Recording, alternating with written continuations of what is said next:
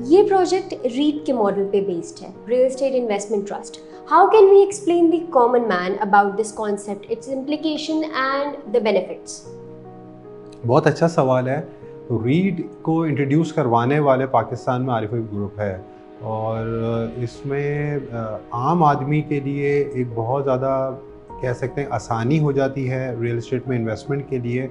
और चूंकि रीट जो होती है रियल एस्टेट इन्वेस्टमेंट ट्रस्ट होता है, तो जब वो ट्रस्ट क्रिएट किया जाता है तो डिफरेंट जो गवर्नमेंट बॉडीज़ हैं और रेगुलेटर्स हैं, हमें उनसे अप्रूवल लेनी होती है, उनके नेटवर्क में आना होता है और जितनी भी रूल्स एंड रेगुलेशंस होती हैं रीट की वो फॉलो करनी पड़ती हैं। तो एक आम डेवलपर जो डेवलपमेंट कर रहा होता है, डिलीवर कर रहा होता है, तो वो कॉर्पोरेट इन्वायरमेंट में काम नहीं कर रहा होता, ना उसके ऊपर रेगुलेटर्स का कोई चेक होता है। जब आप रीट के मॉडल में आते हैं तो उसमें सबसे पहले तो ये कि जो भी प्रोजेक्ट जो रीट में आता है वो बाद में पब्लिक लिमिटेड हो जाता है।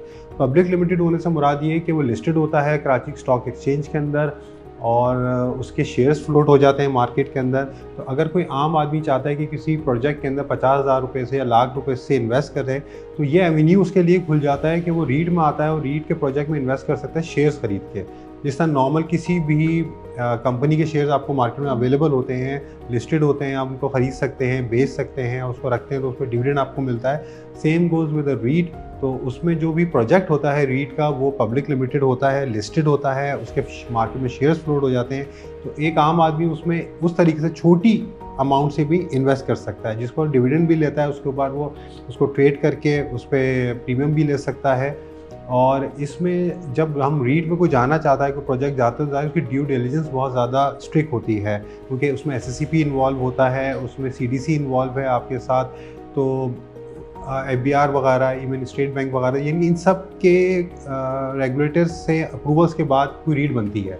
डायरेक्ट इनफैक्ट वो Karachi stock exchange is one of the part, major part, तो वो होता है इसके अंदर। सो रीट में आने के लिए जब हम इन तमाम रेगुलेटर्स के पास जाते हैं और उनके अप्रूवल्स के लेके रीट को बनाते हैं, तो वो ज़्यादा ड्यू डिलिजेंस इतनी सख्त होती है उसकी कि उसमें उस प्रॉपर्टी का सबसे पहले जो चीज़ चेक की जाती है ज़ाहिर उसकी ऑथेंटिसिटी होती है, कि जो उसके टाइटल डॉक्यूमेंट है वो क्लीन होना चाहिए।